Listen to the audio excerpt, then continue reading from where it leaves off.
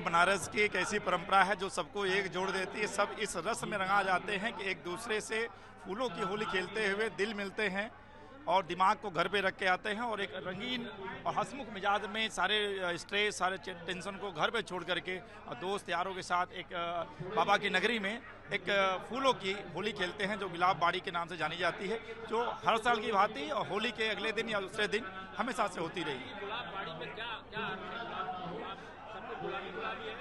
नहीं, सब कुछ गुलाबी गुलाबी, दिल को गुलाबी करना है कि आप दिल से गुलाबी हों और एक दूसरे से प्रेम रखें, सद्भाव करें और ये प्यार इस होली से शुरू हो तो अगले होली तक बना रहे। देखिए, ये परंपरा बनारस की परंपरा है और कब से शुरू हुई इसका कोई लिखा पढ़ा, ये सब चीज़ें लिखी पढ़ी नहीं, लेकिन शुरू होती हैं परंपराओं का कोई लिखा पढ़ा नहीं होता। ये गुलाब बाड़ी है, ये होली के बाद होली मिलन समारोह का एक तरीका है।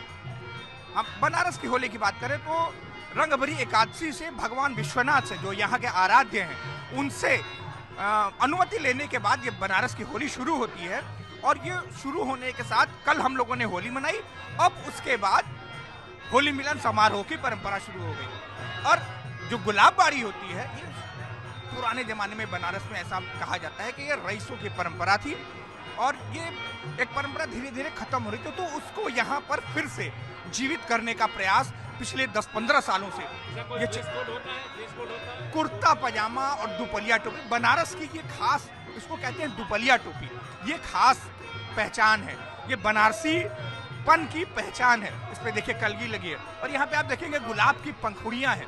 गुलाब की पंखुड़ियाँ, यहाँ रंग नहीं होगा, तिलक होगा। ये भी तिलक खास है, ये भी बाबा विश्वनाथ का जो अष्टगंध लगता है वो ये है, उसमें बाबा का आशीर्वाद है।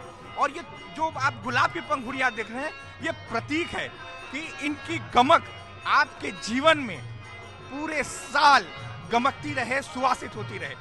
फिर अगले साल फिर इसी तरह का आयोजन होगा, फिर आप इसी मस्ती में डूब जाएंगे। और बनारस तो अगर होली का नाम ले तो मस्ती अपने आप आ जाना है, और बनारस की होली तो अपने आप में खास, क्योंकि ये बाबा विश्वनाथ की नगरी है, बाबा भोलेनाथ की नगरी है, जो सबका आराध्य है, जो महादेव है, जो देवों का देव महादेव है।